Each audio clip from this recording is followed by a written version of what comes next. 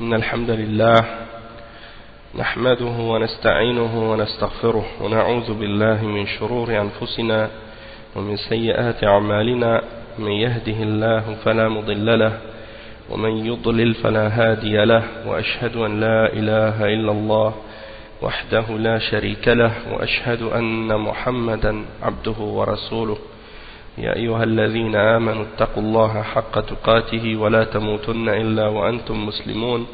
يا أيها الناس اتقوا ربكم الذي خلقكم من نفس واحدة وخلق منها زوجها وبث منهما رجالا كثيرا ونساء، واتقوا الله الذي تساءلون به والأرحام إن الله كان عليكم رقيبا.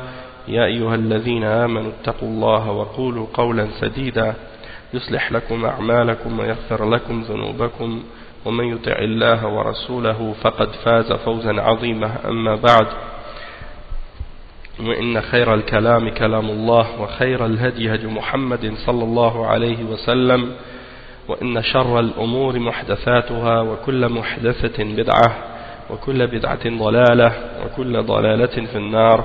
أما بعد. Donc aujourd'hui, Inch'Allah, on commence le cours numéro 50 dans l'explication de Al-Mulakhas fi Sharh Kitab al-Tawhid, c'est-à-dire le résumé dans le livre de Kitab al-Tawhid, dans l'explication du Kitab al-Tawhid. Et puis c'est bien entendu le résumé du Sharh de Cheikh Salih al-Fawzan. On est arrivé aujourd'hui dans le cours numéro 50 et on explique maintenant un nouveau chapitre. C'est le chapitre qui s'intitule Babun Qawlullahi Ta'ala Alam tara ila alladhina yaz'umuna annahum amanu bima unzila ilayka wa ma unzila min qablik yuriduna an yatahakamu ila at-taghut wa qad umiru an yakfuru bih wa yuridu ash-shaytanu an yudillahum dalalan ba'ida. Donc c'est le chapitre au sujet de qu'est-ce qui est mentionné dans le verset 60, 61 et 62 dans Surat An-Nisa. Donc là, qu'est-ce que j'ai lu? C'est le verset 60 en arabe, c'est qu'est-ce qui est mentionné dans le Kitab al-Tawhid. Puis il y a la suite de ce verset-là aussi qui clarifie sa signification. Donc on va le lire ensemble avec sa traduction. Le verset 60 qui signifie: n'as-tu pas vu ceux qui prétendent croire en ce qu'on a fait descendre vers toi, ô Muhammad, et à ce qu'on a fait descendre avant toi? Ils veulent prendre pour juge le Tarout, alors que c'est en lui qu'on leur a commandé de ne pas croire. Mais le diable veut les égarer, très loin dans l'égarement. Donc ça c'est le premier verset. Et la suite de ces versets-là, comme le Cheikh Al-Fawzan il les a mentionnés, وإذا قيل لهم وإذا تمام الآيات وإذا قيل لهم تعالوا إلى ما أنزل الله وإلى الرسول رأيت المنافقين يصدون عنك صدودا فكيف إذا أصابتهم مصيبة بما قدمت أيديهم ثم جاءوك يحلفون بالله إن أردنا إلا إحسانا وتوفيقا. Donc ça c'est les versets 61 et 62 qui signifie: et lorsqu'on leur dit venez vers ce qu'Allah a fait descendre et vers le messager, tu vois les hypocrites s'écarter de toi, s'écarter loin de toi. Comment agiront-ils quand un malheur les atteindra à cause de ce qu'ils ont préparé de leurs propres mains? Puis ils viendront alors près de toi, jurant par Allah, nous avons voulu que le bien et la réconciliation. Donc le cheikh, après avoir mentionné ce verset, donc il explique: مناسبة هذا الباب لكتاب التوحيد.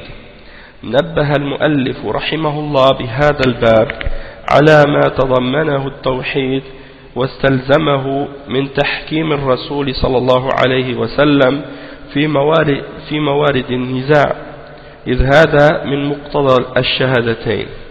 فمن تلفظ بالشهادتين ثم عدل إلى تحكيم غير الرسول فقد كذب في شهادته. Donc, le cheikh il dit l'occasion pour laquelle on mentionne ce chapitre dans Kitab al-Tawhid. Pour quelle raison on mentionne ce chapitre dans Kitab al-Tawhid? C'est quoi le lien de qu'est-ce qui est mentionné dans ce chapitre avec le tawhid et le livre du tawhid. Donc le cheikh explique que l'auteur, le cheikh Muhammad ibn Abdul Wahhab rahimahullah, il a voulu clarifier par ce chapitre que le tawhid implique et c'est-à-dire que le tawhid ça implique et ça comprend également le fait de prendre le messager d'Allah sallallahu alayhi wa sallam comme juge et de retourner à lui durant sa vie et de retourner à sa sunna après sa mort sallallahu alayhi wa sallam dans les questions de divergence, et que ça fait partie des choses qui sont impliquées directement par les deux témoignages, c'est-à-dire lorsqu'on prononce Ashhadu an la ilaha illallah wa ashhadu anna Muhammadan Rasulullah. Donc ça, quand on dit cette phrase, ça implique automatiquement qu'on va prendre pour juge le prophète Muhammad sallallahu alayhi wa sallam dans toutes nos divergences et dans tous nos problèmes.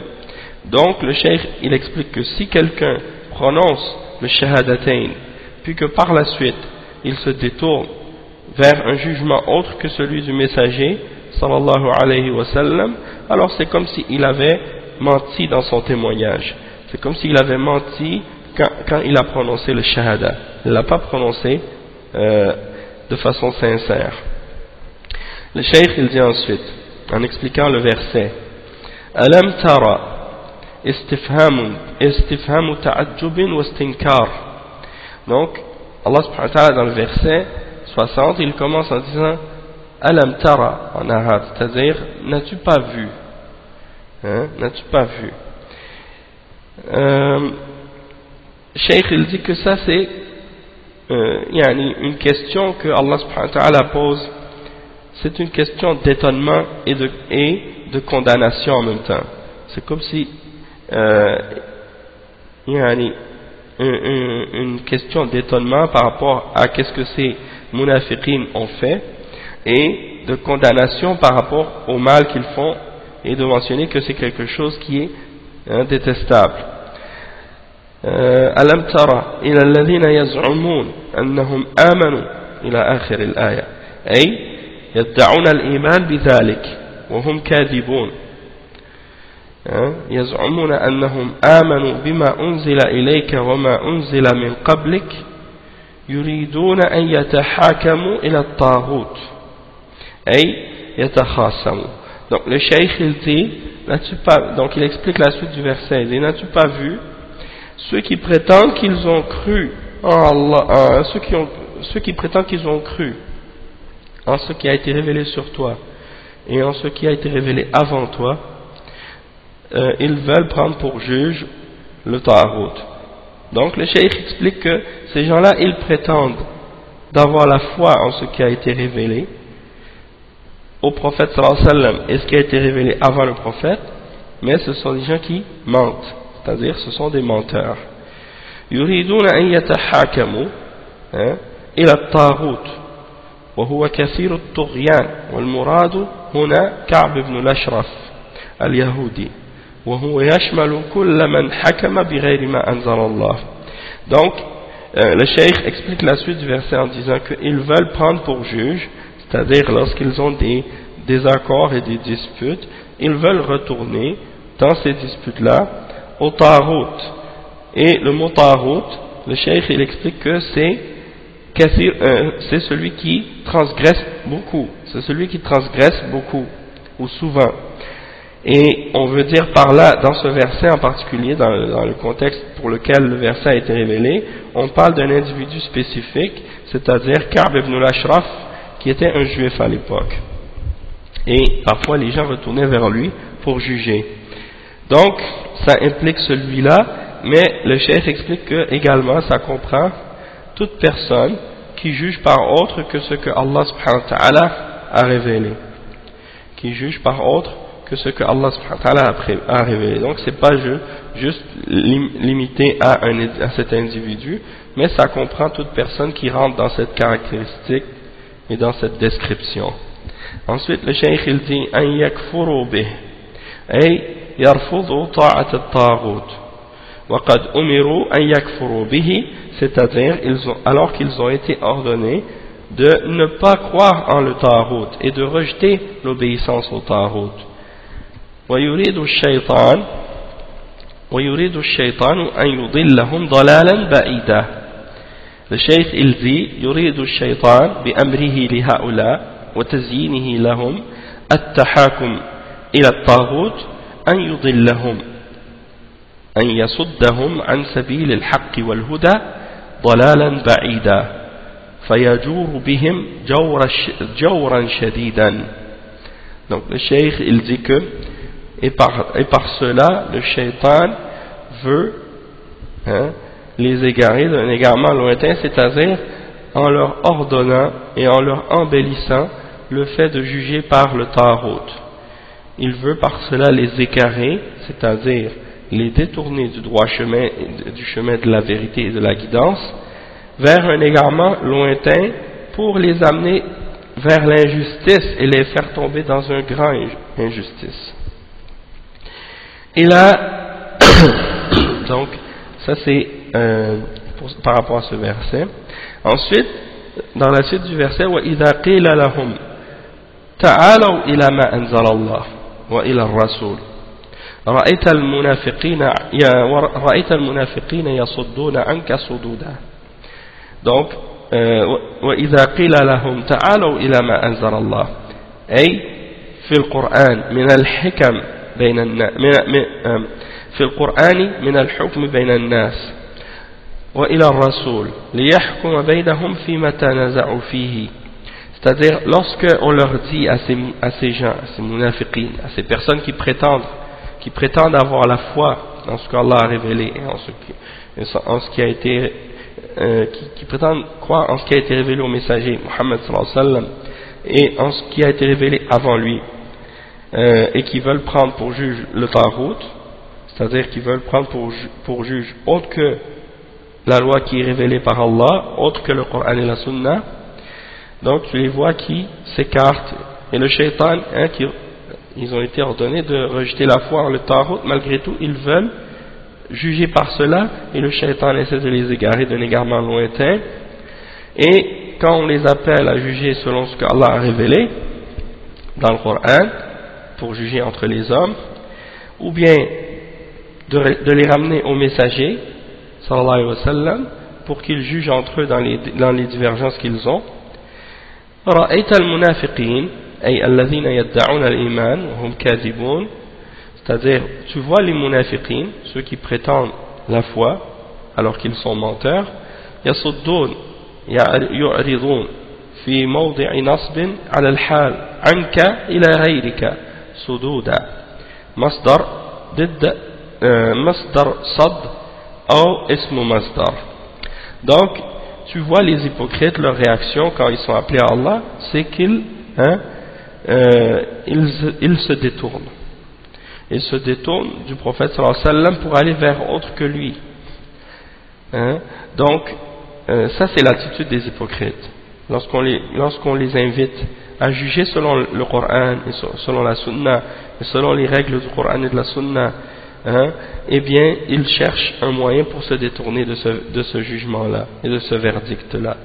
Et ça c'est ça s'applique également à des personnes aujourd'hui. Lorsqu'on les appelle à juger selon le Coran et la Sunna, ils se détournent, ils refusent, que ce soit dans l'aqida, que ce soit dans le manhaj, que ce soit dans les questions qui ont rapport avec tout autre aspect de la vie. C'est pas seulement dans les jugements par rapport aux punitions et aux peines, mais également fondamentalement ça commence par les questions qui ont rapport avec la foi. Lorsqu'on veut juger entre les différentes sectes et les différents groupes d'égarement et de bid'ah, ou bien également les gens qui cherchent par exemple par exemple quand on les appelle à juger dans les questions de manhaj, quand il y a des divergences dans ces questions-là, on les appelle à revenir au Coran et à la Sunna et à la compréhension des salaf salih, et on voit qu'ils refusent de revenir. Donc ça s'applique également à ces gens-là. C'est l'attitude des hypocrites. Et également dans les autres questions de la vie, que ce soit dans les questions de jugement par rapport à la politique, ou par rapport au mariage, par rapport au divorce, par rapport aux héritages, par rapport aux autres aspects de la vie aussi. Donc, leur caractéristique à ces munafiqin, c'est qu'ils se détournent. Ils refusent de venir au jugement d'Allah et de son messager. فكيف أي ماذا يكون حالهم وماذا يصنعون إذا أصابتهم مصيبة إذا نزلت بهم عقوبة من قتل ونحوه بما قدمت أيديهم أي بسبب التحاكم إلى غيرك وعدم الرضا بحكمك هل يقدرون على الفرار منها ثم جاءوك للاعتذار حين يصابون معطوف على أصابتهم أو على يصدون. Donc le cheikh explique que ensuite, comme on a mentionné, comment agiront-ils? فكيف إذا أصابتهم مصيبة. Comment agiront-ils quand un malheur les atteindra à cause de ce que leurs mains ont préparé?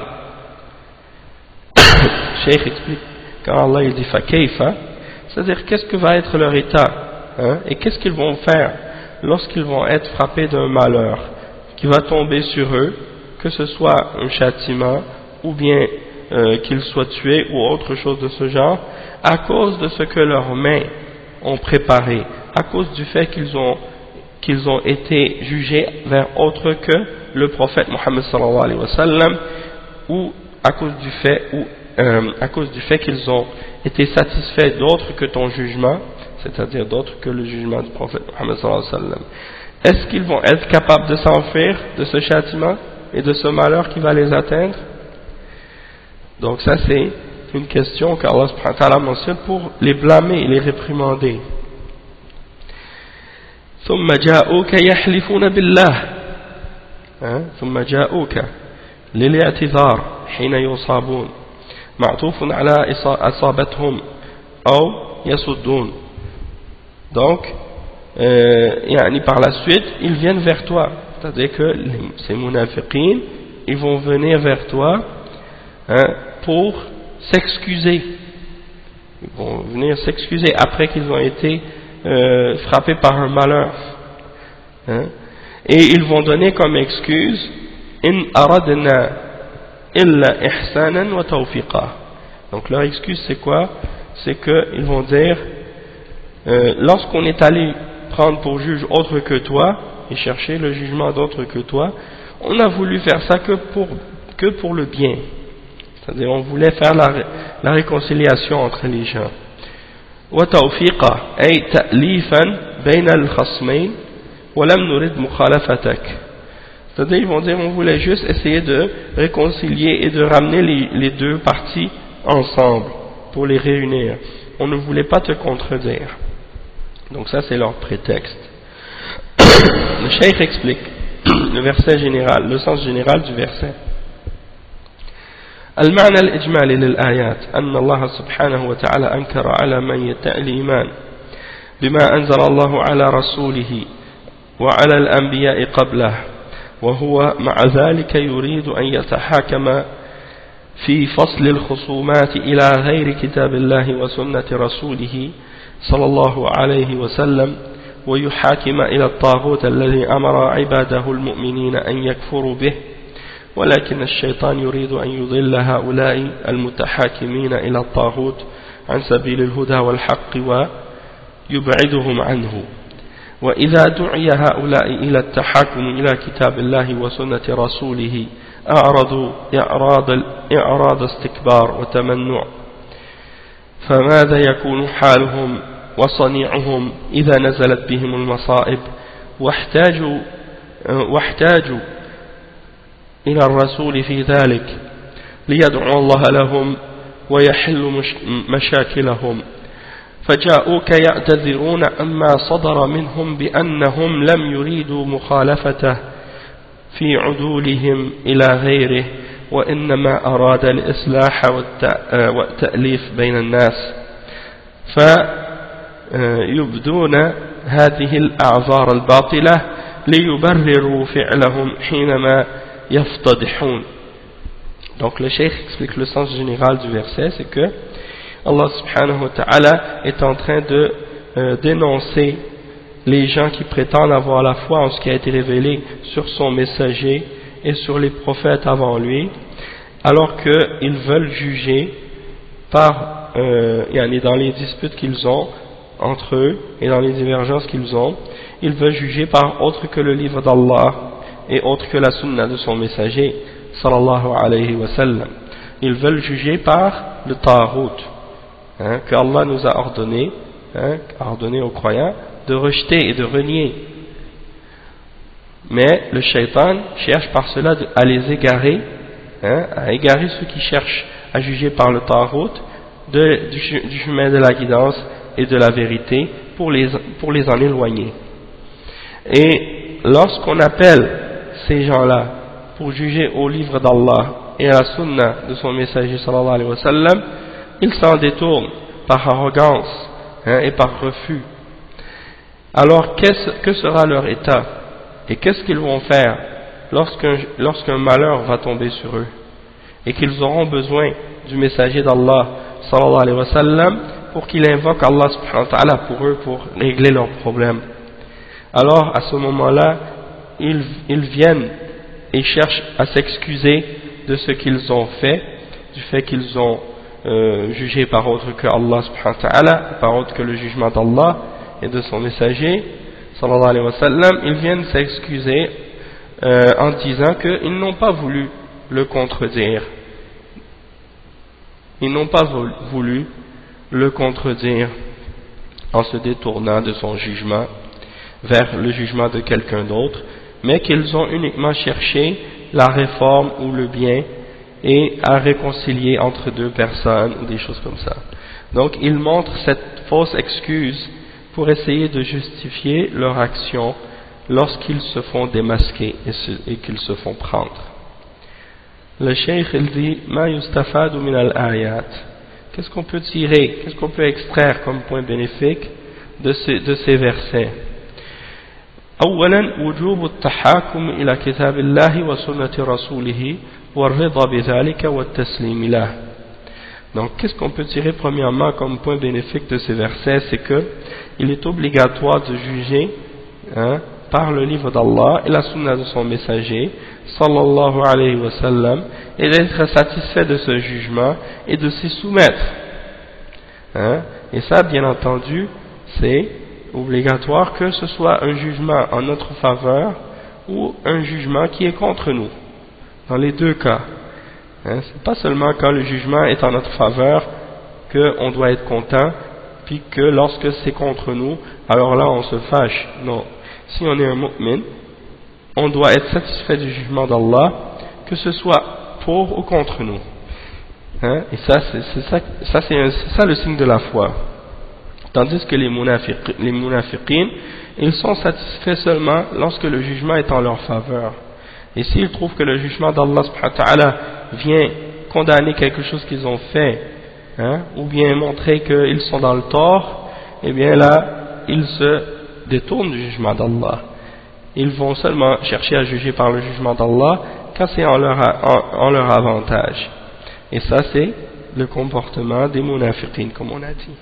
Le point numéro 2, أن من تحاكم إلى غير الشريعة الإسلامية فليس بمؤمن وليس بمصلح وإن ادعى أنه يقصد الإصلاح. Donc le cheikh explique que celui qui cherche comme jugement un jugement autre que celui de la charia de l'islam, alors il n'est pas croyant.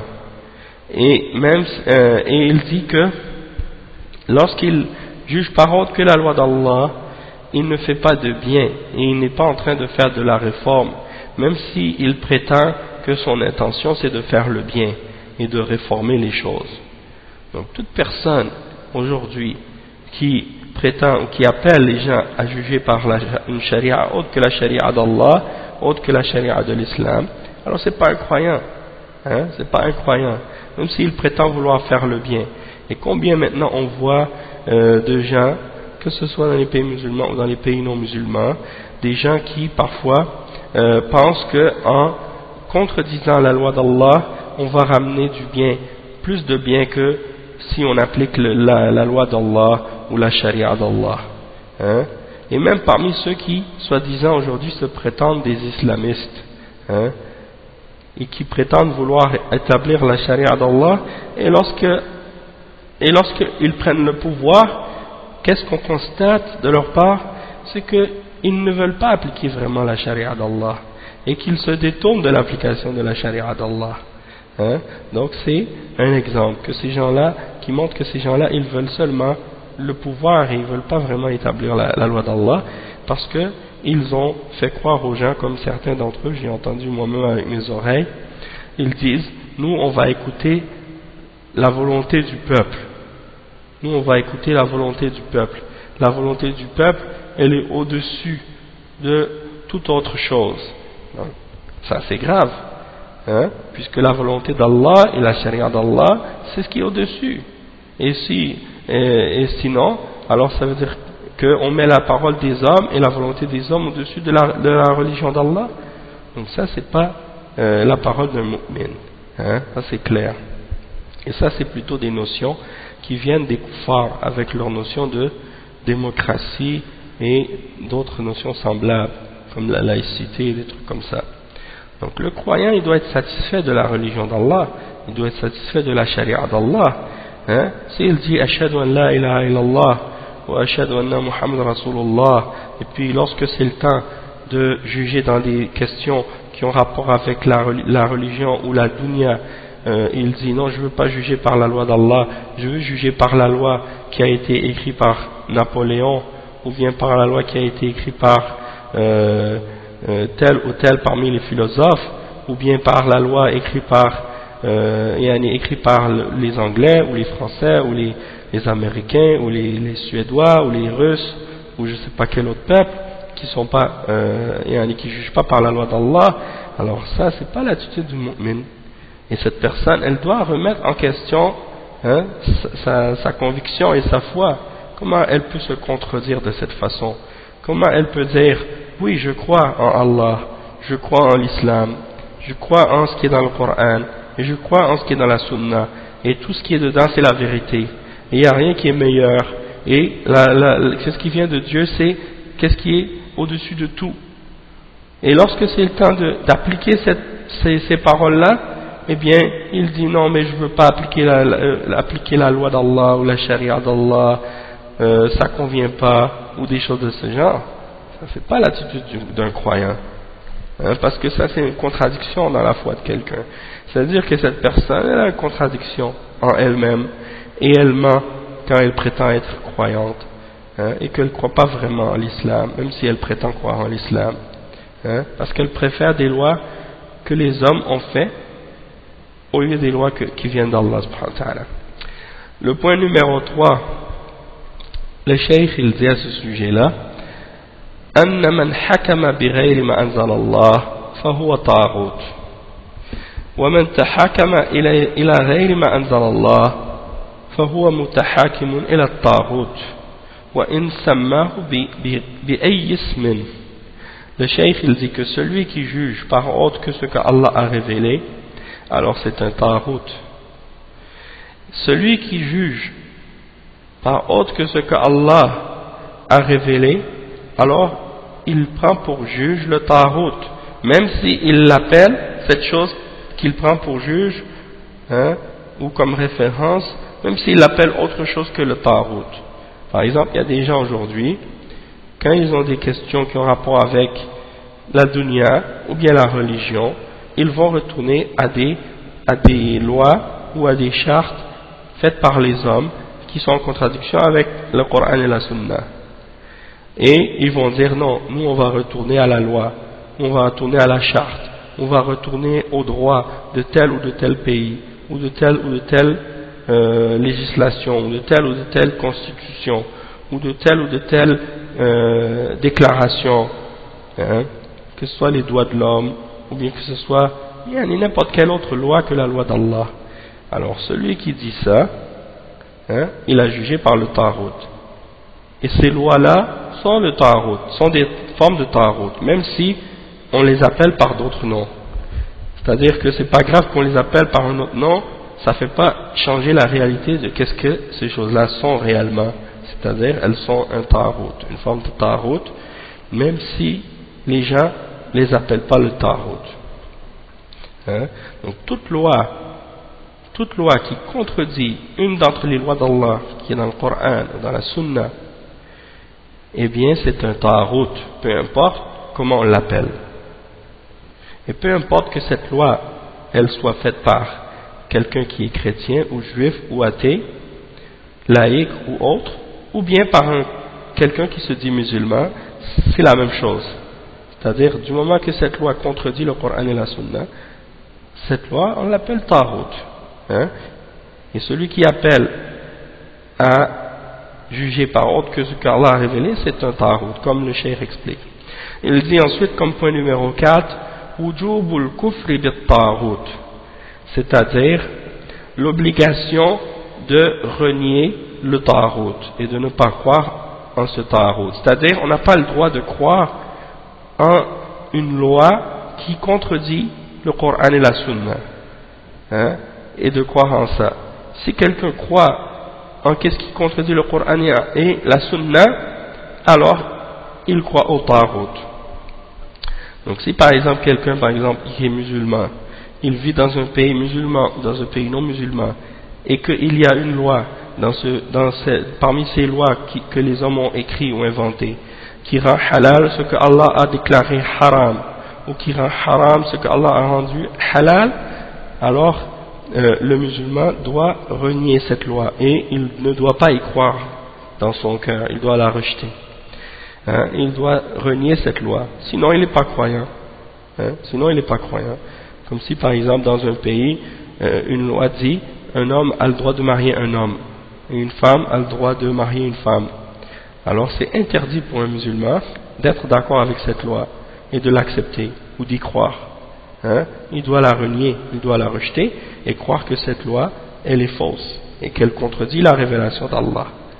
Hein? Si une loi par exemple dans la charia dit par exemple que l'homme il a droit au double de la part de la femme dans l'héritage et que lui il vit dans un pays où on donne à l'homme et à la femme une part égale dans l'héritage, eh bien le musulman n'a pas le droit de croire en cette loi puisqu'elle contredit qu'est-ce qui est dans le Coran et dans la Sunna. Il doit renier cette loi et croire en qu'est-ce qui est dans le Coran et dans la Sunna.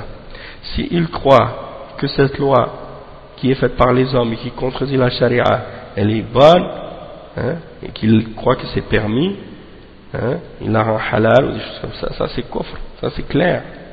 Hein? Et s'il la préfère, c'est encore plus clair que c'est kufr. Hein? Donc il faut renier ça parce que c'est un tarout. Hein? Et ça s'applique pas seulement à ces choses-là, mais à tout. Hein? S'il y a une loi, par exemple, dans un pays qui dit un homme a le droit d'adorer ce qu'il veut, que ce soit le soleil ou la lune, une tombe ou une idole, hein? Alors, si il y a cette loi-là dans un pays, le musulman il n'a pas le droit de reconnaître cette loi ou d'y croire. Il est obligé de renier ce genre de loi parce qu'elle rend halal le shirk. Hein? S'il y a une loi dans un pays qui dit toutes les religions sont bonnes, tout le monde a le droit de croire en ce qu'il veut, tout le monde a le droit, par exemple, d'avoir des rapports sexuels lorsque ce sont deux adultes consentants. Hein? Donc ça c'est des exemples de choses qui contredisent la loi d'Allah. Donc c'est interdit pour un croyant d'être satisfait de ce genre de loi-là et de les accepter. Et il est obligatoire aux croyants de les renier. Donc ça c'est des exemples que je donne pour que ce soit un peu plus clair. Et ça c'est des choses, le croyant il ne doit pas hésiter à affirmer ces principes-là et à croire en ces principes-là. Et il ne doit pas se sentir mal à l'aise d'affirmer ces choses-là. Parce que c'est des choses qui ont rapport avec les fondements de l'islam et les bases fondamentales de la croyance islamique. Donc si quelqu'un hésite dans ces choses-là ou a des doutes sur ces questions-là, eh bien c'est quelque chose qui peut être dangereux pour sa foi. Surtout qu'on sait qu'à notre époque, les koufars sont en train de mener une guerre acharné contre la charia d'Allah et contre les principes de l'islam. Hein? Donc, il faut que le croyant soit ferme dans sa conviction et dans sa croyance. Hein? Et il ne doit pas se laisser secouer par qu'est-ce qui peut arriver, par exemple, par rapport à ces attaques qui sont faites contre l'islam et contre la charia. Et de la même façon que, en même temps qu'on affirme qu'on doit juger selon la charia et qu'on doit appliquer la charia d'Allah dans les pays musulmans et que les dirigeants ont cette responsabilité-là, ça ne veut pas dire qu'on accepte que ce soit les actes de terrorisme ou les actes de violence ou les meurtres qui sont faits par certains individus. Hein? Il n'y a pas de lien entre les deux. Il n'y a aucun lien entre les deux. C'est-à-dire le fait qu'on affirme la charia et qu'on croit à la charia et qu'en même temps on renie les actes de terrorisme et les actes de violence que certains individus parmi les khawarij et les sectes d'égarement sont en train de commettre. Nous on rejette ces choses-là. Il n'y a pas de lien entre le fait de croire à la charia et le fait de faire des actes de terrorisme. Ça c'est deux choses qui sont opposées. En fait, celui qui croit en la charia et qui l'applique, il va rejeter le terrorisme. Et celui qui croit en la charia d'Allah et qui veut l'appliquer, il va renier tous ces actes de violence qui sont faits au nom de la charia parce qu'elles contredisent même la charia.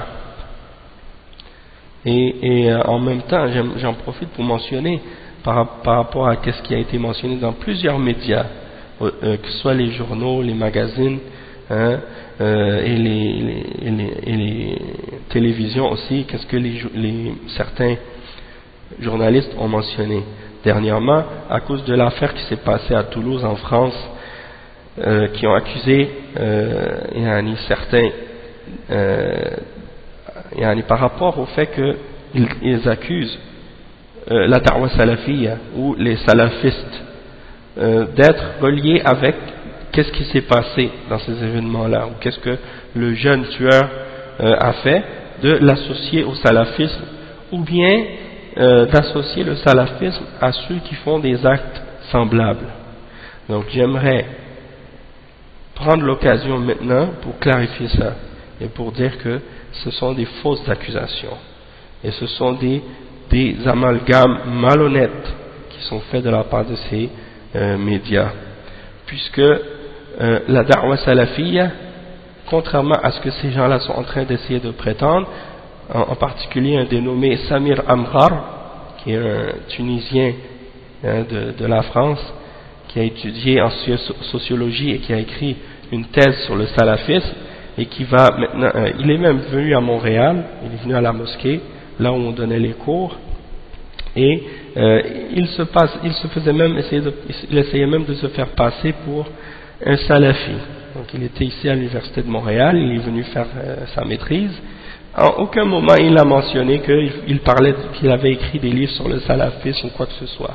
Mais il venait, il s'assoyait à nos durus, il a suivi plusieurs des cours qu'on a fait sur les fondements de la salafiyya. Et puis quelques mois après qu'il soit parti, on a appris dans les médias que c'était un chercheur qui écrit des livres sur le salafisme et des choses comme ça.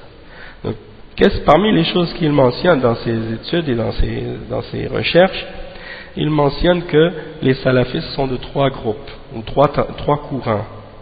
Le premier qu'il définit comme étant les salafistes quiétistes, ou bien parfois il les appelle les salafistes cheikhistes, c'est-à-dire qu'ils retournent au shuyukh.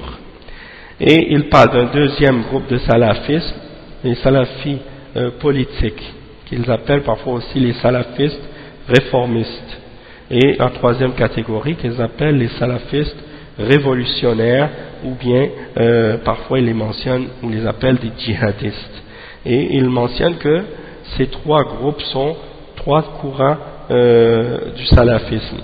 Et ça c'est une fausse accusation et c'est un mensonge et c'est un mélange de la vérité et du faux, parce que tout le monde, tous les salafis savent très bien que les gens qui se mêlent à la politique, qui font des groupes politiques, qui appellent au vote et aux élections, et qui appellent même à faire des manifestations contre les dirigeants, que ces gens-là ne sont pas des salafis. et que ce sont des hizbiyin parmi les ikhwan, les sururiyin et les qutbiyya, hein, ils n'ont rien à voir avec la salafiyya. Ces gens-là découlent du mouvement qu'on appelle les mouvements des frères musulmans, fondé par Hassan al-Banna et influencé par Sayyid Qutb. Ils n'ont rien à voir avec la salafiyya. Et la preuve que ces gens-là se contredisent lorsqu'ils mentionnent ces courants soi-disant salafistes, c'est qu'ils mentionnent le premier courant qui est le courant des salafistes quiétistes, et ils mentionnent eux-mêmes qu'ils sont contre le fait de se révolter ou d'appeler à la rébellion contre les dirigeants. Alors comment ils peuvent être eux contre la révolte contre les dirigeants, et l'autre courant qui se prétend aussi salafiste soi-disant selon ce qu'ils disent eux, qui appelle à la rébellion et aux manifestations contre les dirigeants et qui rentre dans les partis politiques et qui appelle à la démocratie. Comment ces deux courants-là sont en contradiction l'un avec l'autre, et ils sont malgré tout sur le même courant, hein, ou sur la même tendance? C'est totalement contradictoire et absurde. Donc la vérité c'est quoi? C'est que la salafiyya, c'est de suivre le Coran et de suivre la Sunna selon la compréhension de nos salafus salih, et de retourner à nos ulama et à nos shuyukh. C'est pour ça qu'ils nous appellent les salafistes shaykhistes. Pourquoi? Parce qu'on retourne, hein, aux ulama et aux shuyukh. Maintenant les autres qui font de la politique, ils contredisent nos shuyukh, ils contredisent la voie des salafs, donc ils ne peuvent pas être salafis. Et les djihadistes, ils contredisent la voie des salafs dans la aqidah et dans le manhaj, la même chose. Donc ils ne peuvent pas être salafis, puisque pour être salafi, il faut respecter certaines croyances et certains fondements dans la méthodologie. Et si quelqu'un vient en contradiction avec ces fondements, dans cette méthodologie-là, il sort de la salafiyya. Il ne peut plus se prétendre salafi par la suite. Et s'il le fait, ou s'il cherche à le faire, eh bien, il se contredit lui-même. Et il a prouvé par lui-même, par ses paroles et par ses actions, qu'il n'est pas salafi. Donc comment ces gens-là, et sur quoi ces gens-là peuvent-ils se baser? Seulement sur la prétention? C'est-à-dire seulement le fait que quelqu'un se dise quelque chose, ça veut dire qu'il l'est? Alors si c'était aussi simple que ça, alors pourquoi eux ils n'acceptent pas les prétentions de ces islamistes aujourd'hui quand ils disent qu'ils sont démocrates et qu'ils prétendent que non? Quand les islamistes parlent aux koufars et qu'ils disent aux koufars, nous on est démocrates et on est pour la liberté, on appelle à la démocratie et ainsi de suite, les koufars leur disent non, c'est pas vrai, vous n'êtes pas des démocrates. Comment ils savent que ce ne sont pas des démocrates? C'est parce qu'ils vont leur dire, vous, qu'est-ce que vous suivez? Ça contredit nos fondements et nos valeurs. Alors, nous on va répondre à ces koufars et à ces journalistes et à ces soi-disant spécialistes de la salafiyya, comme Samir Amhar. Comment on fait nous pour savoir que ces gens-là ne sont pas des salafis? C'est la même chose, on retourne à nos fondements, on retourne à nos principes. Et on sait tout de suite que ces gens-là ont contredit les fondements de la salafiyya. On contredit les fondements, hein, de cette da'wa. Et ils ne retournent pas aux ulama, ils ne retournent pas aux shuyukh. Et ils ne retournent pas aux principes et aux fondements de la aqidah. Ils sont sur la aqidah des khawarij. Et ils sont sur le manhaj des ikhwan, des frères musulmans. Et de Sayyid Qutb, et de Hassan al-Banna. Donc ça, c'est pas les fondements de la da'wa salafiyya. Hein? Donc essayez pas de faire des amalgames et de mélanger les gens et de faire fuir les gens de la salafiyya en leur faisant peur, en faisant croire aux gens que les salafis c'est des terroristes ou que c'est des gens qui appellent à la violence ou qui sont en accord avec qu'est-ce que ces groupes ou ces individus égarés font au nom de l'islam. Ils ne sont pas des salafis, ils ne seront jamais des salafis et les salafis n'accepteront jamais ce qu'ils font et on se désavoue et on condamne totalement et complètement tout ce que ces gens-là ont fait au nom de l'islam et au nom de la salafiyya. Et l'islam est innocent et les salafis sont innocents et tous les ulama de l'islam qui sont sur la voie des salafs ont dénoncé et renié et réfuté avec les preuves du Coran et de la Sunna tout ce que ces gens-là ont fait. Donc il faut que chaque musulman qui comprend et qui suit cette salafiyya et qui la comprend et qui la connaît comme il faut qu'il clarifie ces choses-là lorsque c'est nécessaire, et lorsqu'il a l'occasion de le faire, et lorsqu'il a la capacité de le faire, pour détruire ces amalgames et ces mensonges qui sont propagés aujourd'hui par ces individus. Et la même chose aussi, j'aimerais mentionner par rapport à l'autre, Jamila Ben Habib, aussi, qui a écrit un article dans le journal de Montréal, dans son blog du journal de Montréal, et qui parlait d'un groupe en Tunisie qui font des manifestations avec des banderoles ou des drapeaux noirs. Eh bien, elle a appelé cette banderole la banderole des salafistes, hein, ou le drapeau des salafistes, et elle les a qualifiés de salafistes. Eh bien, j'aimerais clarifier que ces gens-là, ce ne sont pas des salafis, et que les salafis sont contre les manifestations, hein, contre le gouvernement ou contre les dirigeants, des choses de ce genre, et ils n'ont pas de drapeau noir non plus. Hein. Donc de prétendre ces choses-là au sujet des salafis, c'est un mensonge. Hein. C'est la preuve que la personne est soit une ignorante ou soit une personne mal intentionnée qui veut déformer la réalité et mettre sur le dos des salafis ce dont ils sont innocents. Donc je prends l'occasion pour clarifier tout ça, Inch'Allah. Ensuite le cheikh il dit, comme point numéro 5, التحذير من كيد الشيطان وصده الإنسان عن الحق. L'avertissement contre les ruses du shaitan et le fait qu'il essaie de détourner les hommes de la vérité. Donc, ceux qui appellent à juger par autre que la loi d'Allah, ils suivent les ruses du shaitan là-dedans, qui essaient d'égarer les gens de la vérité. Le point numéro 6. أن من دعي إلى التحاكم إلى ما أنزل الله وجب عليه الإجابة والقبول فإن أعرض فهو منافق. Donc le cheikh il dit que celui qui est invité à juger selon ce que Allah a révélé, il est obligatoire pour lui de répondre et d'accepter cette invitation. Et s'il le refuse ou il s'en détourne, alors c'est la preuve que c'est un hypocrite. C'est la preuve que c'est un munafiq. Hein? Lorsque tu appelles un hizbi, ou un ikhwani, ou un tabliri, ou un takfiri, ou un khariji, à revenir au Coran et à la Sunna, et à laisser tomber la bid'a, et qu'il continue, et qu'il refuse de venir au jugement d'Allah et du messager, c'est la preuve qu'il agit comme un munafiq. Hein? Lorsque tu appelles au tawhid, les gens qui adorent les tombes, et qui adorent les morts, et qu'ils refusent, hein, c'est l'attitude des munafiqin. Si tu appelles quelqu'un à juger à juger selon le livre d'Allah et la sunna du messager, sallallahu alayhi wa sallam, dans des affaires familiales, dans des affaires conjugales, dans des affaires qui ont rapport avec l'héritage, qui ont rapport avec n'importe quelle autre loi dans la vie, eh bien, il agit comme un munafiq. Hein. Le cheikh il dit comme point numéro 7, أن دعوى قصد الإصلاح ليست بعذر في الحكم بغير ما أنزل الله. Le cheikh il explique comme point numéro 7 que celui qui prétend vouloir le bien, ça c'est pas une excuse valable dans le fait de juger par autre que ce que Allah a révélé.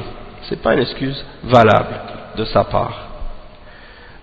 Donc ça c'est par rapport à ce qui est mentionné dans les versets 60, 61 et 62 dans cette sourate. Bien entendu, il y a d'autres explications et d'autres détails qu'on va mentionner dans la suite du chapitre, Inch'Allah, comme le verset 11, dans Sourate al-Baqarah. Le cheikh il mentionne, le cheikh Mohammed ibn Abdul Wahhab, il mentionne ce verset dans ce chapitre. Il mentionne donc la parole d'Allah, wa qawlihi wa idha qila lahum la tufsidu fil ardi qalu innama nahnu muslihun. C'est-à-dire, qu'est-ce qui signifie? Et lorsqu'on leur dit ne faites pas de désordre sur la terre, ils disent nous ne sommes que des réformateurs, hein? On vient seulement pour réformer, pour ramener le bien, hein? pour corriger les problèmes, amener quelque chose de mieux, faire de la réforme comme ils se prétendent, hein? Comme Tariq Ramadan qui se dit maintenant un salafiste réformateur, hein? On peut lui poser la question très simple, Elle est où ta aqida? La aqida des salaf. Est-ce que c'est la aqida des salaf que tu défends? Hein? On peut très bien comprendre que sa aqida c'est pas la aqida des salaf, puisqu'il défend toutes les bid'ah. La bid'a des Shia, il la défend. La bid'a des Khawarij, il la défend. La bid'a des Soufiyya, il la défend. La bid'a des Mu'tazila, il la défend. Il n'y a pas une bid'a acceptée qu'il la défend. Comment cette personne peut par la suite se prétendre salafiste? Hein? Et en plus prétendre qu'il est salafiste réformiste. Allahul Musta'an. Donc salafi là, c'est pas une banderole là, ou une bannière que n'importe qui peut soulever comme ça. Non. Si quelqu'un soulève cette bannière, on a le droit de lui demander les preuves derrière cette parole. C'est pas une parole qui est vide de sens. C'est pas une chose que quelqu'un peut juste dire comme ça avec sa bouche, je suis salafi, et que c'est fini par la suite. Non. Il y a des choses qui viennent avec. Il y a un manhaj qui est relié. Il y a une aqida qui est reliée. Et si la personne, quand on voit ses paroles et ses actions, que c'est en contradiction avec ses principes et ses fondements, on peut clairement et directement mentionner à cette personne, tu n'es pas salafi, tu n'es pas sur la sunna, tu défends la bid'a, et tu t'allies avec les gens de bid'a, alors tu n'es pas un salafi, tu es un mubtadi'. Hein? C'est ça la réalité. C'est pas juste de dire je veux faire la réforme. Hein? Donc le cheikh explique ce verset. Il dit وَإِذَا قِيلَ لَهُمْ,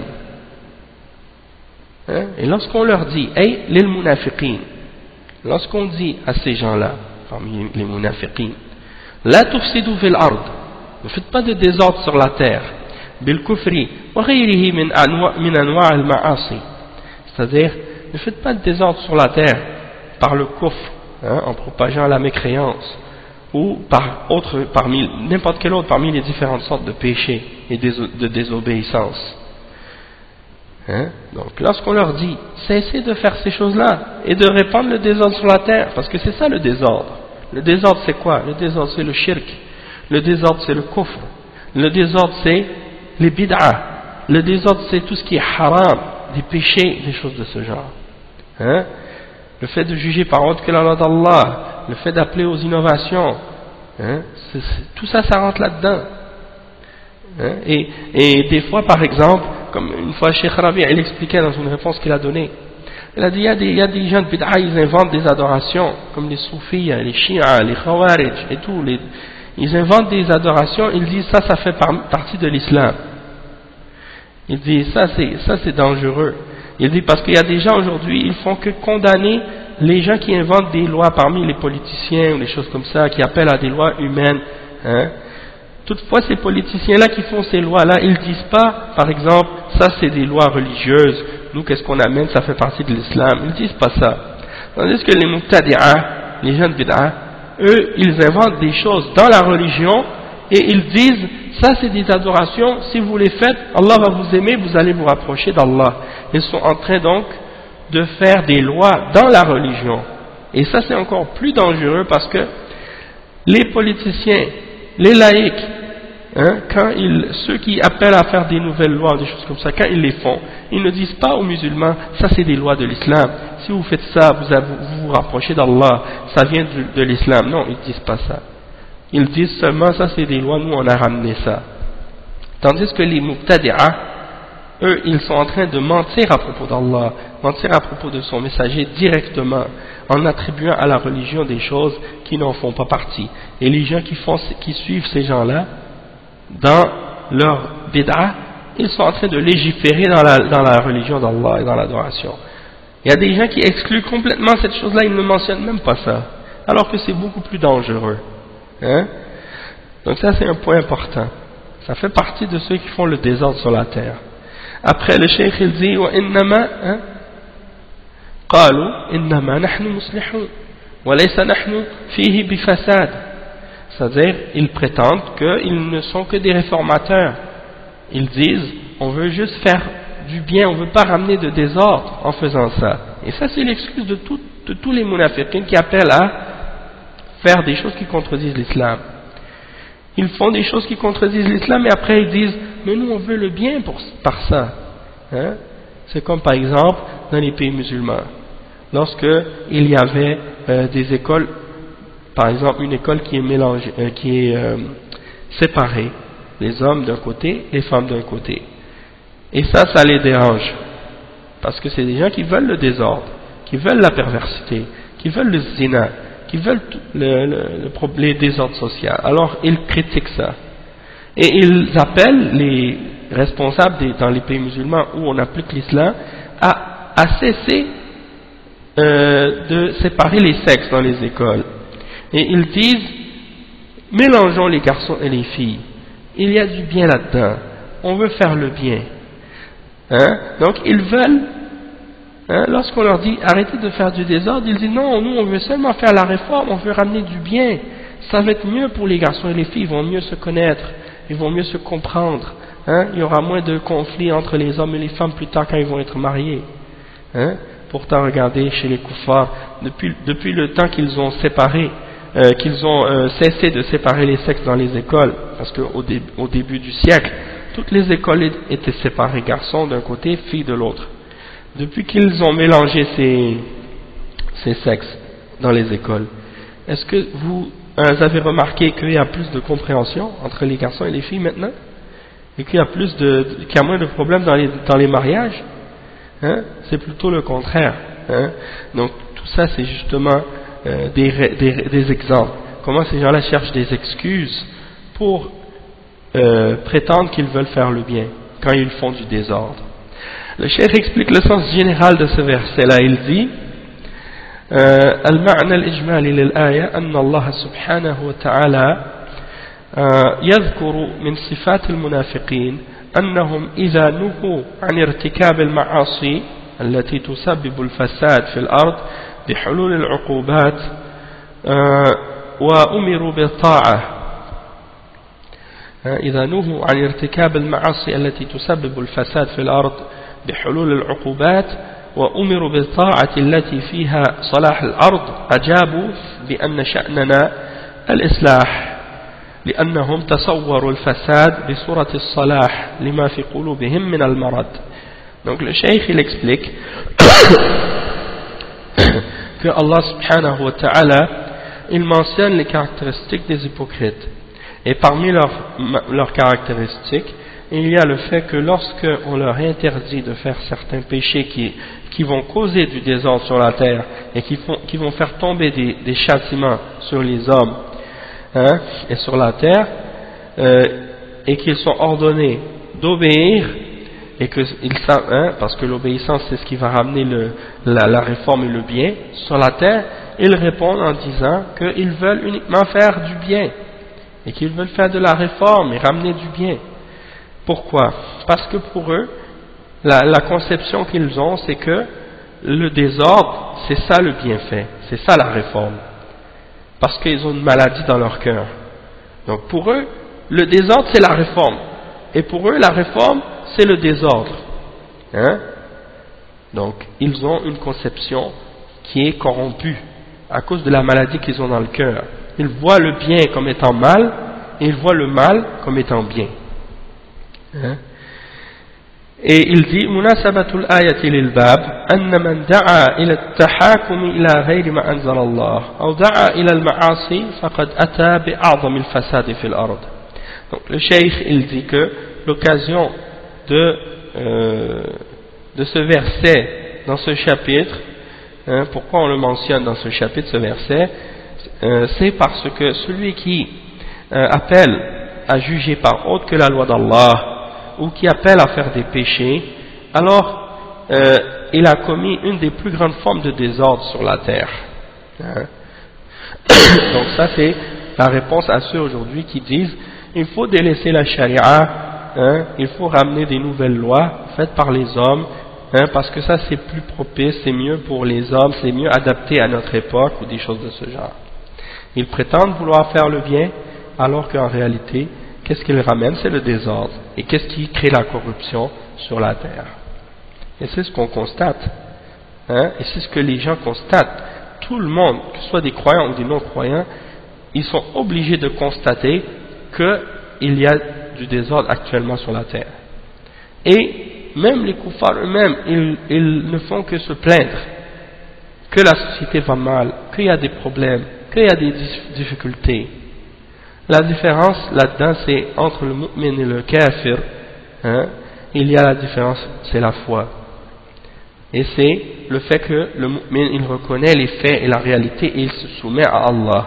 Tandis que le kafir, il s'enfle d'orgueil et d'arrogance, il refuse d'accepter la solution qui vient d'Allah.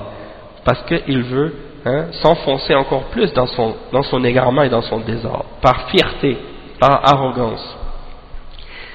Donc, alhamdulillah, que Allah nous a guidés à la foi, que Allah a ouvert nos cœurs à la réalité de l'islam, et qu'il nous a guidés vers qu'est-ce qui est le mieux pour nous, dans cette vie et dans l'au-delà, et qu'il nous raffermisse nos cœurs sur cette voie. Tu vois aujourd'hui que c'est ça qui se passe. Les gens, ils voient le bien comme étant le mal et le mal comme étant le bien. Et qu'est-ce qui m'a... un exemple de ça, c'est dernièrement les kuffars, par exemple, qui critiquent le fait que les musulmans égorgent les bêtes ou les animaux pour les manger, et qu'ils les égorgent au nom d'Allah, et qu'ils ne font pas... et qu'on appelle à ne pas électrocuter les animaux. Alors, ils disent que nous, on n'a pas de miséricorde envers les animaux, puis que qu'est-ce qu'on fait, c'est cruel envers les animaux. Et moi, je me demande, est-ce que ces gens-là, ils ont réfléchi, hein? Est-ce que l'un d'entre eux s'est déjà pris le doigt dans le grille-pain, ou bien le doigt dans une prise électrique, pour voir qu'est-ce que ça fait, et pour voir, est-ce que c'est une miséricorde de se faire électrocuter, hein? Donc ils disent nous on a plus de miséricorde parce qu'on électrocute un animal pour le saisir avant de le tuer. Comme ça il ne va pas sentir. Est-ce qu'ils savent qu'est-ce que ça fait l'électrocution, hein? C'est pas pour rien pourquoi ils tuent les gens avec des chaises électriques, hein? Est-ce que ça fait du bien à la personne quand elle se fait électrocuter? Est-ce que ça c'est de la miséricorde? Franchement, c'est des gens, ils voient le monde à l'envers et ils critiquent les musulmans pour ça, hein? Tandis que la façon, la méthode que l'islam a enseignée par rapport à l'abattage des animaux, c'est la méthode la plus miséricordieuse. C'est celle qui ne procure aucune douleur à l'animal, puisque la lame est bien aiguisée et qu'on coupe les veines jugulaires qui font sortir tout le sang qui abreuve le cerveau, qui fait que l'animal elle perd connaissance avant même de savoir qu'elle est morte, hein? Donc elle ne ressent pas de douleur, il n'y a pas de cruauté là-dedans. Mais bien entendu, ces gens-là, ils sont aveuglés par leur arrogance et leur fierté, hein? Ils refusent de reconnaître la sagesse qui vient d'Allah. Et c'est pas un jugement, l'abattage islamique, c'est pas un jugement qui vient des hommes qu'on a choisi nous-mêmes. C'est quelque chose qui a été révélé par le créateur de l'univers, par le maître des animaux, le maître de la création tout entière. Et c'est lui qui s'est décrit dans son livre comme étant Ar-Rahman Ar-Rahimin, le plus miséricordieux des miséricordieux, Ar-Rahman Ar-Rahim, le tout miséricordieux, le très miséricordieux. Comment par la suite une créature parmi ces créatures peut venir essayer d'accuser sa loi et ses jugements d'être injustes et prétendre être plus miséricordieux que son créateur, hein? Ça c'est pas la plus grande des insolences. Donc ça c'est quelque chose sur laquelle on doit réfléchir et faire réfléchir ces gens-là aussi pour qu'ils puissent revenir à la raison et comprendre l'absurdité dans laquelle ils sont. Ensuite le cheikh yadhwa munasabatul ayati lil bab, donc on a expliqué ça déjà. Les points qu'on peut tirer de ce verset, ma yustafadu min al-aya ما يستفاد منها أولا التحذير من تحكيم النظم والقوانين المخالفة للشريعة, c'est-à-dire la mise en garde contre le fait de juger par les systèmes et les lois ou le droit qui contredit la sharia.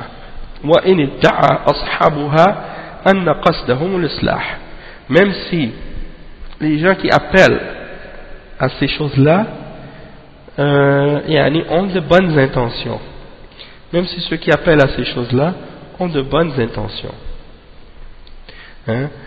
Subhanallah. Il y a plein de problèmes dans la société qui se produisent dans les pays musulmans parce que parfois certaines lois de l'islam n'ont pas été appliquées. parce qu'on s'est détourné de certains aspects de la sunna. Et pour réparer ces erreurs, ils essaient de les réparer en faisant d'autres lois contraires à la sharia, pour réparer les premières erreurs. Et ils ne font en faisant ça que s'enfoncer encore plus dans les erreurs. C'est comme essayer de corriger une faute par une autre faute. Au lieu de se repentir à Allah et de revenir à son jugement et d'appliquer la loi d'Allah dans tous les aspects de la vie pour que la société soit en harmonie et que les choses soient réglées. Et que quand il y a un problème qui se présente, qui est nouveau, on puisse retourner aux ulama de l'islam pour qu'ils jugent dans ces questions-là selon qu'est-ce qui est révélé dans le Coran et dans la Sunna pour avoir une réponse à ces problèmes selon qu'est-ce qui est dans la révélation. Ça c'est l'attitude qu'on doit adopter si on veut avoir le succès dans cette vie et dans l'au-delà. Le cheikh dit comme deuxième point أن دعوى الإصلاح ليست بعذر في ترك ما أنزل الله. Le fait de prétendre, le point numéro 2, c'est que le fait de prétendre la réforme, ce n'est pas une excuse pour abandonner ou délaisser le jugement d'Allah. Le point numéro 3, التحذير من الإعجاب بالرأي, la mise en garde contre le fait d'être ébloui soi-même par son opinion. Le point numéro 4, أن مريض القلب يتصور الحق باطلا والباطل حقا. Le point numéro 4, c'est que la personne qui a une maladie au cœur, qui est malade dans son cœur, elle considère ou elle a une conception qui est renversée de la vérité et du faux. Elle voit le faux comme étant vérité et elle voit la vérité comme étant fausse. Le point numéro 5, أن النية الحسنة لا تصور مخالفة الشرع. C'est-à-dire que la bonne intention ne légitimise pas la contradiction de la charia. Le fait que quelqu'un prétende avoir une bonne intention, ça ne rend pas légitime le fait de contredire la révélation d'Allah subhanahu wa ta'ala. Donc ça c'est un point très important aussi. Ensuite le cheikh il mentionne un autre verset, le cheikh Muhammad ibn Abdul Wahhab, il mentionne le verset le verset 56 dans Surat Al-A'raf. Allah subhanahu wa ta'ala il dit وَلَا تُفْسِدُوا فِي الْأَرْضِ بَعْدَ إِصْلَاحِهَا, c'est-à-dire ne semez pas le désordre sur la terre après sa réforme. Le cheikh explique ce verset là en disant la nahiya, la وَلَا تُفْسِدُوا, c'est un la d'interdiction. Donc c'est-à-dire c'est pour interdire qu'est-ce qui suit. Tufsidu fil ard, c'est-à-dire qu'il interdit de faire le désordre sur la terre. Et il dit bishirki wal ma'asi, c'est-à-dire en faisant le shirk, en associant des partenaires et des égaux avec Allah subhanahu wa ta'ala dans l'adoration, et en faisant des actes qui sont des désobéissances d'Allah subhanahu wa ta'ala. Ba'da islahiha ببعث الأنبياء وشرع الأحكام وعمل الطاعات, c'est-à-dire après qu'elle ait été réformée, c'est-à-dire par l'envoi des messagers, des prophètes, et par la révélation des différentes règles et par l'application des différents actes d'obéissance d'Allah. Donc une fois que ça a été établi, les messagers ont été envoyés, la charia a été révélée et les bonnes œuvres ont été appliquées, il ne faut pas ramener du désordre sur la terre en faisant du shirk, en faisant des péchés sur la terre. Le cheikh il dit المعنى الإجمالي للآية ينهى الله سبحانه عباده عن الإفساد في الأرض بالمعاصي والدعاء إلى طاعة المخلوقين في معصية الله إلى طاعة المخلوقين في معصية الله بالمعاصي والدعاء إلى طاعة المخلوقين في معصية الخالق بعد إصلاحه سبحانه إياها ببعث الرسل وبيان الشريعة والدعاء إلى طاعة الله, فإن عبادة غير الله والدعوة إلى غيره والشرك به والظلم والمعاصي هي أعظم فساد في الأرض, Donc le cheikh explique le sens général de ce verset-là. Il dit que Allah interdit, subhanahu wa ta'ala, à ses serviteurs de faire le désordre sur la terre en commettant des désobéissances et des péchés, en appelant à obéir aux créatures dans la désobéissance du Créateur. Après que la réforme a été faite sur la terre, en ayant envoyé sur terre des messagers et en ayant clarifié la législation divine et en invitant à l'obéissance, en ayant invité à l'obéissance d'Allah. Donc une fois qu'on a fait ça, il ne faut pas ramener le désordre sur la terre par les péchés et l'obéissance dans le péché, l'obéissance des créatures dans le péché. Parce que le fait d'adorer d'autres qu'Allah, faire le shirk, d'appeler les autres à faire le shirk, et de faire de l'injustice et des péchés, ça fait partie des plus grandes formes de désordre sur la terre. Donc ça c'est des choses très importantes à comprendre, que tout ça c'est du désordre. Et les gens aujourd'hui qui appellent à la laïcité, qui appellent à la démocratie, en réalité, qu'est-ce qu'ils sont en train de faire? Ils sont en train de faire le désordre sur la terre après qu'elle a été réformée, après que les messagers ont été envoyés. Parce qu'ils sont en train de dire aux hommes, on n'a pas besoin de Dieu. Ils sont en train de dire aux hommes, on n'a pas besoin d'Allah, subhanahu wa ta'ala, pour nous dire quoi faire. On n'a pas besoin d'Allah pour nous dire qu'est-ce qui est bien, qu'est-ce qui est mal, qu'est-ce qui est halal, qu'est-ce qui est haram. On n'a pas besoin d'Allah pour ça. On n'a pas besoin d'un prophète, d'un messager. On n'a pas besoin d'un livre révélé, d'un Coran. On n'a pas besoin de la sunna pour nous dire ce qui est halal et ce qui est haram, pour nous dire ce qui est bon et ce qui est mauvais. On peut le faire nous-mêmes et on peut décider nous-mêmes et on peut choisir ça nous-mêmes par le vote, par les lois, par la démocratie, par le Parlement et ainsi de suite. Donc c'est pour ça que ces choses-là représentent des formes de kufr et de shirk. Et c'est pour ça que l'islam rejette ces choses-là. Maintenant, comment des islamistes aujourd'hui prétendent qu'ils peuvent employer ces choses-là comme moyen pour établir la loi d'Allah, alors que ces choses-là à la base sont établies par les kuffars pour opposer tout ce qui vient d'Allah et rejeter tout ce que Allah a révélé. C'est la preuve que ces gens-là n'ont rien compris, soit de l'islam, ou soit des lois des kuffars et de leur système, ou soit des deux. Allah al-Musta'an. Munasabatul ayati lil bab. Pour quelle raison on mentionne ces choses-là dans ce chapitre? Pourquoi on mentionne ce verset dans ce chapitre?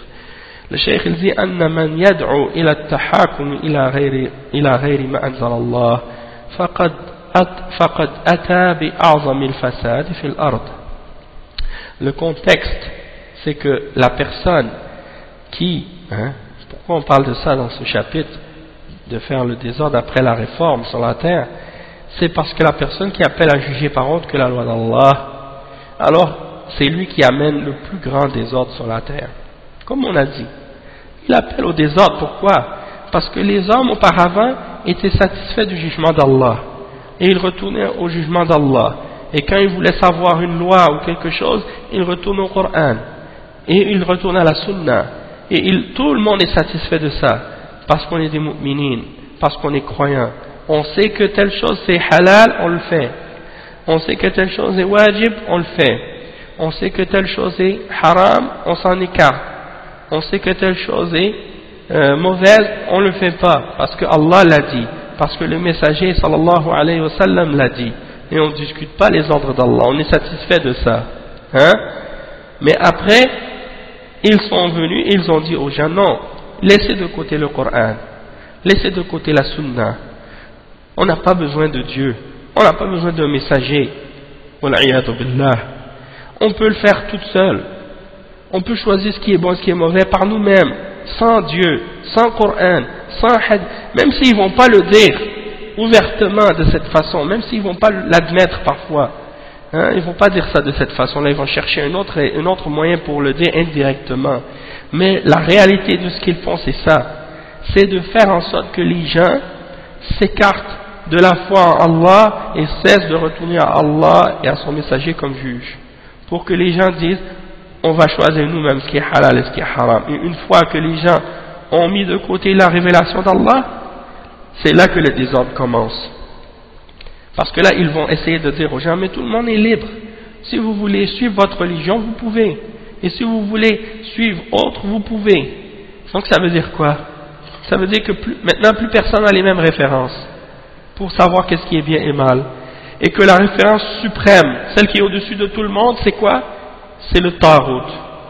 C'est les lois qui contredisent la révélation. Et les lois individuelles que les personnes peuvent choisir individuellement dans leur vie personnelle, sur le plan moral, ils peuvent juger selon leur religion. Sauf que ça n'a aucune influence dans la société. Ça veut dire que c'est seulement entre toi et ta petite conscience, qu'est-ce que tu peux faire. Mais ça n'influence pas rien dans qu'est-ce qui est dans la société. Ça veut dire quoi? Ça veut dire que maintenant les hommes sont dans le désordre. Un dit ça c'est bien, l'autre dit non, ça c'est mal.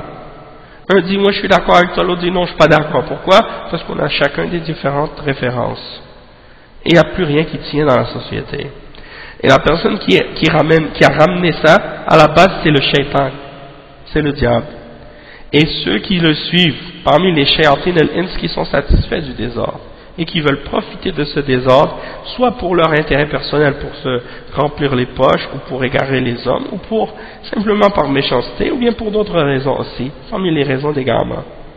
Mais s'ils reviennent à la loi d'Allah, et qu'on interdit le shirk, qu'on interdit le kufr, qu'on interdit les autres péchés comme le riba et le zina et les autres choses, on voit que l'ordre revient dans la société.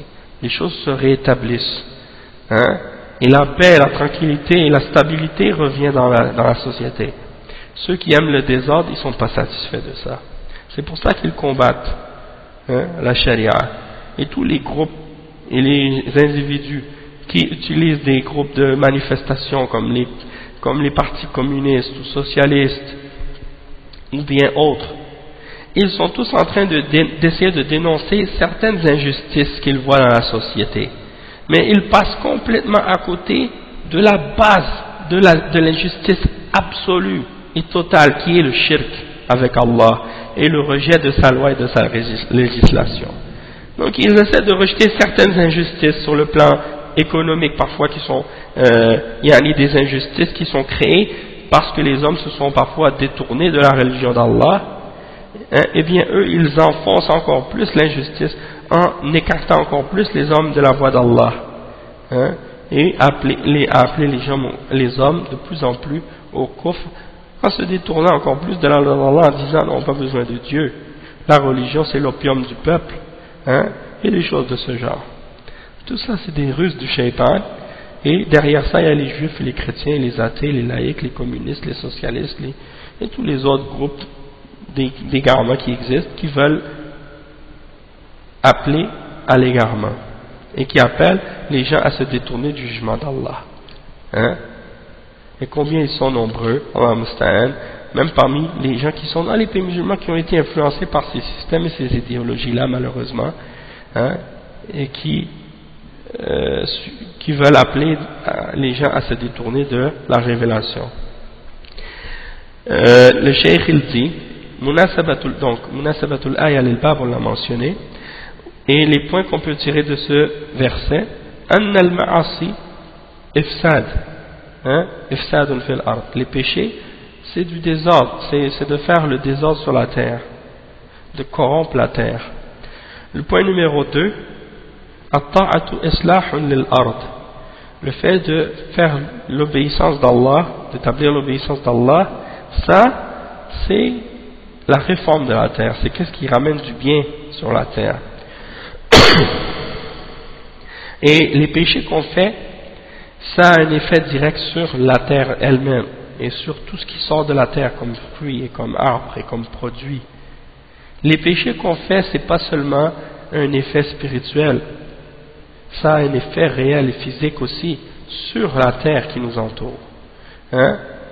Donc les gens ils négligent ces choses-là, mais il y a un livre de l'imam Ibn al-Qayyim qui s'appelle Ad-Da'u Ad-Dawa, la maladie et le remède, et dedans il mentionne jusqu'à 99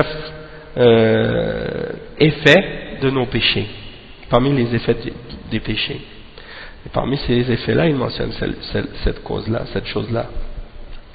Le point numéro 3, أن التحكيم غير ما أنزل الله إفساد في الأرض. De juger par autre que la loi d'Allah, c'est quelque chose qui amène du désordre sur la terre. Et إصلاح البشر وأن صلاح البشر وإصلاحهم لا يكون إلا بتحكيم ما أنزل الله. Le désordre, la réforme sur la terre et la réforme, le fait de réformer, qu'est-ce qui ramène la réforme de l'homme, qu'est-ce qui ramène le bien de l'homme sur la terre, c'est, ça ne peut pas être autre chose que par le fait de juger par ce que Allah a révélé. Donc nous on va s'arrêter ici pour aujourd'hui, Inch'Allah, et on va continuer la suite de ça, Inch'Allah, au prochain cours. La semaine prochaine, il n'y aura pas de cours, parce qu'il y a une conférence à Toronto, il y a les frères de Birmingham qui viennent, donc moi, Inch'Allah, je vais partir à Toronto là-bas, Inch'Allah, bi'idhnillah, donc je ne pourrai pas faire le cours. Toutefois, la semaine d'après, on va reprendre, puis le cours d'hier, qui n'a pas été fait hier, il va être remis, Inch'Allah, on va le faire demain, bi'idhnillah. Ok, subhanakallah wa bihamdika ashhadu an la ilaha illa ant astaghfiruka wa atubu ilayk. Barakallahu fikum wa jazakumullahu khairan. Wassalamu alaykum wa rahmatullahi wa barakatuh.